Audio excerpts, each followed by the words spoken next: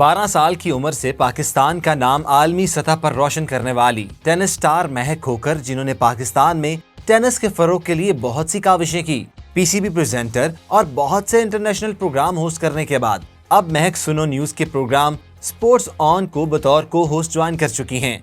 आइए आज आपकी मुलाकात करवाते हैं पाकिस्तान की टेनिस स्टार से और जानते हैं इनसे इनके सफर के बारे में।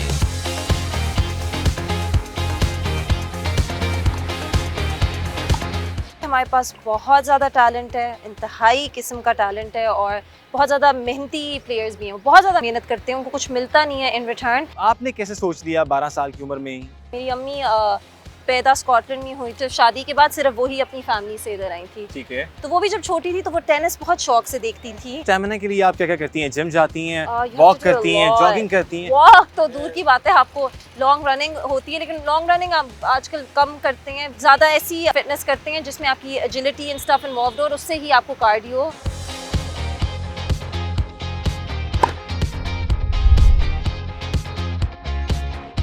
अस्सलाम वालेकुम, आप देख रहे हैं सुनो डिजिटल और आज आपकी मुलाकात करवाने जा रहा हूं महक खोकर से। महक खोकर की अगर बात करें तो ये पीसीबी की प्रेजेंटर भी रही हैं न्यूजीलैंड और पाकिस्तान की सीरीज़ की, और टेनिस प्लेयर हैं पाकिस्तान में नेशनल और इंटरनेशनल। अगर बात करें तो ये टेनिस को बहुत से जगह पर रिप्रेजेंट भी कर चुकी हैं इंटरनेशनली। 12 साल की उम्र में, देखिए आप अंदाज़ा करें कि 12 साल की उम्र में इन्होंने टेनिस को फ़रोग देने के लिए कोशिश की और पाकिस्तान से बाहर इंटरनेशनली भी उसको प्रेजेंट किया। तो इनसे ही बात करेंगे कि टेनिस को किस तरह से देखती हैं पाकिस्तान में, और आने वाले वक्त में फ्यूचर में जो यूथ है हमारी, इसको किस तरह से लेके चलेगी। कैसी हैं आप? अस्सलाम वालेकुम। थैंक यू आपकी इंट्रोडक्शन के लिए। आपका पहला सवाल है कि टेनिस का क्या स्कोप है पाकिस्तान में, आप ये पूछें। आई वुड से कि हमारे पास बहुत ज़्यादा टैलेंट है, इंतहाई किस्म का टैलेंट है और बहुत ज़्यादा मेहनती प्लेयर्स भी हैं। बहुत ज़्यादा मेहनत करते हैं, उनको कुछ मिलता नहीं है इन रिटर्न, लेकिन वो फिर भी मेहनत करते जाते हैं। टेनिस इन रिटर्न मतलब किस सेंस में आप कह रही हैं कि लाइक they don't really, देखिए उनको ज़राई नहीं मिलती, गवर्नमेंट सपोर्ट नहीं करती? यस एग्जैक्टली, गवर्नमेंट सपोर्ट का। अब आप देखें, टेनिस एक बहुत एक्सपेंसिव स्पोर्ट है, उसके लिए आपको बहुत ज़्यादा ट्रैवल करना पड़ता है क्योंकि हमारी अपनी कंट्री में प्रोफेशनल टूर्नामेंट्स नहीं होते। जूनियर्स में इंटरनेशनल टूर्नामेंट्स होते हैं, लेकिन सीनियर्स में प्रोफेशनल नहीं होते, जो प्रोफेशनल टूर है।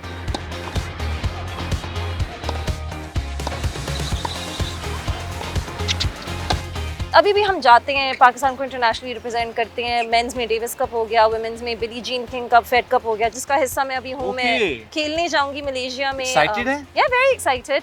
आई मीन हर साल हम एक्साइटेड होते हैं जब ये आप खेलने जा रही हैं। एंड ऑफ जुलाई में ये होगा। It's 1 week long. इसकी लोकेशन चेंज होती रहती है। इस साल मलेशिया में है, एक दफ़ा हम न्यूजीलैंड भी गए थे, सो इट्स वेरी कूल। और फिर उसके बाद how was the tour? Oh, it was brilliant, it was amazing. New Zealand हमेशा मेरी मुझे बहुत फैसिनेट करती थी, like I always wanted to go there, so it's very cool कि मैं वो टेनिस के लिहाज से उधर गई। और फिर उसके बाद हम एशियन गेम्स के लिए जाएंगे, जो चाइना में है साल। वो ऑब्वियसली सारी स्पोर्ट्स उसमें होंगी, सिर्फ वो टेनिस नहीं है, इट्स ऑल स्पोर्ट्स।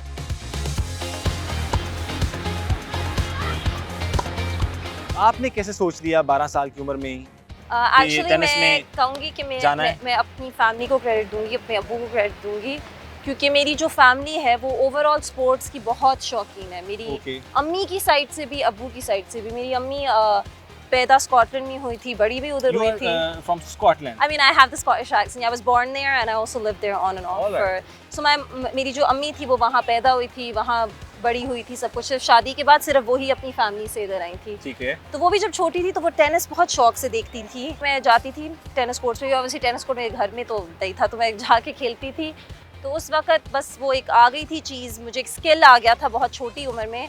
स्किल ही होता है टेनिस खेलना। इट्स वेरी रेयर कि आपको इतने ज़्यादा लोग मिलेंगे जिनको टेनिस खेलनी आती है। तो वो स्किल मेरा डेवलप हो गया एक बहुत यंग एज में, विच आई एम वेरी ग्रेटफुल कि मेरे पास अभी भी वो स्किल है। मुझे ये बताएं, आप किस तरह से देखती हैं टेनिस को? टेनिस किस तरह से बेहतर हो सकता है पाकिस्तान में? थोड़ा सा वो भी बताएं। देखिए, मैंने आपको जैसे कहा है कि आई थिंक कि इधर जितने इंटरनेशनल टूर्नामेंट्स आप अपनी कंट्री, अपने मुल्क में कराएंगे, उसी तरह आपको, क्योंकि इंटरनेशनल प्रोफेशनल टूर्नामेंट से आपकी वर्ल्ड रैंकिंग आती है, नेशनल तो आपकी नेशनल रैंकिंग होती है ना, कि पूरे मुल्क में डिफरेंट सिटीज से लोग आके कम्पीट करते हैं, नेशनल प्लेयर्स सिर्फ ऑब्वियसली। मतलब आपका ये मेन जो है आपका क्रक्स है वो ये है कि पाकिस्तान में आपको टूर्नामेंट्स करवाने चाहिए, इंटरनेशनल प्रोफेशनल इंटरनेशनल टूर्नामेंट्स हों।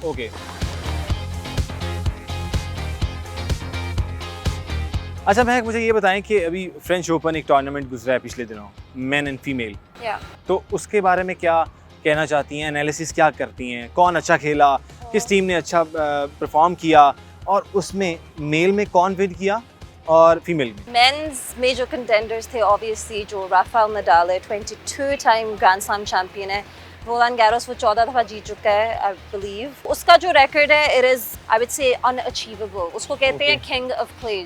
राफेल नडाल को किंग ऑफ क्ले का नाम दिया गया है क्योंकि उसने बहुत ही छोटी उम्र में फ्रेंच ओपन जीता है, और उसको बीट करना फ्रेंच ओपन में इस टूर्नामेंट में literally next impossible. I think वो सिर्फ 2 दफ़ा हारा है उसमें या इस तरह कुछ। अच्छा, इसमें कितनी सेट्स होते हैं, मतलब कौन विन करता है? वुमेन्स में इट्स बेस्ट ऑफ 3 और मेंस में बेस्ट ऑफ 5 होता है ग्रैंड स्लैम्स में। वैसे मेंस का भी बेस्ट ऑफ 3 होता है, लेकिन जो 4 ग्रैंड स्लैम्स हैं उसमें मेंस का बेस्ट ऑफ 5 हो जाता है। तो ऑब्वियसली इट्स वेरी, आपकी बॉडी पे बहुत बोझ होता है, बहुत जोर पड़ता है, इट्स वेरी टायरिंग। आप प्रेशर होता है डे इन डे आउट, आप रेगुलरली आप इतने लंबे मैचेस खेल रहे होते हैं, you have to win every match. Women's का ये था कि उसमें जो इस वक्त वर्ल्ड नंबर 1 है ईगा श्वाइटेक, ये उनका 4th ग्रैंड स्लैम टाइटल था। She plays brilliantly. तो उनकी गेम में बहुत ज़्यादा वैरायटी है। जो वुमेन्स टेनिस होती है उसमें वैरायटी आपको कम मिलेगी, वो ज़्यादा ज़ोर से बॉल मारती हैं, लेकिन इनकी गेम में काफ़ी वैरायटी है। तो आई थिंक इनको ये एज है, वो टॉप स्पिन से मारती हैं, स्लाइस मारती हैं, खेलती भी अच्छा है।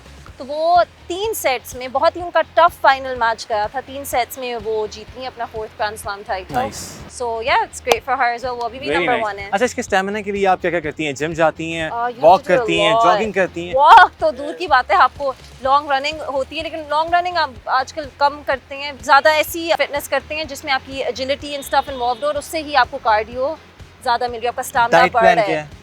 Diet plan, you have to be strict with your diet plan. Novak Djokovic is a great example of that. उन्होंने जब से अपना सारा डाइट चेंज किया था, तो तब से ही लिटरली उनकी टेनिस यहाँ से यहाँ चली गई। आप लोगों को अपेयर होना पड़ता है हर एयर ट्रायल्स के लिए, तो उसका क्या क्राइटेरिया, मतलब उसमें क्यों जाना पड़ता है? अगर आप खेल रहे होते हो नॉर्मली, तो ट्रायल्स क्यों? ये हमेशा से इनका रूल रह चुका है फेडरेशन का कि अगर आप नेशनल टूर्नामेंट्स तो होते ही हैं, उसमें आपकी जो मर्जी परफॉर्मेंस हो, like it doesn't really matter, क्योंकि वो नेशनल रैंकिंग पे नहीं, बहुत कम दफ़ा गए हैं नेशनल रैंकिंग पे। I would say maybe once or twice I remember in my entire life, yeah 3 times जो उन्होंने नेशनल रैंकिंग देखी और कहा चलो टॉप 4 को, टॉप 3 को भेज देते हैं।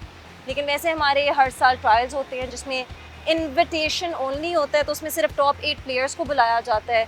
उनके मैचेस होते हैं एक दूसरे से, लाइक इट्स वेरी टफ, क्योंकि आपको 2-2 मैचेस एक दिन में खेलने पड़ते हैं। तो आपकी बॉडी भी बहुत टफ होता है, बीच में ब्रेक नहीं होती, आप लगातार खेलते रहते हो। 3 दिन में वो ख़त्म करना चाहते हैं, तो आप 2-2 मैचेस एक दिन में खेल लेते हो। जब पहली दफ़ा आप इंटरनेशनली रिप्रेजेंट करने गई पाकिस्तान को, तो हु सपोर्ट्स यू, और फंडिंग किसने की? एट दैट टाइम फेडरेशन भेजती है आपको।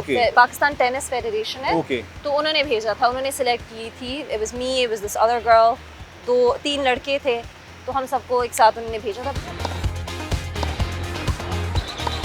Nice to talk with you. Thank you. Abdullah को दीजिए इजाज़त और देखते रहिए सुनो डिजिटल।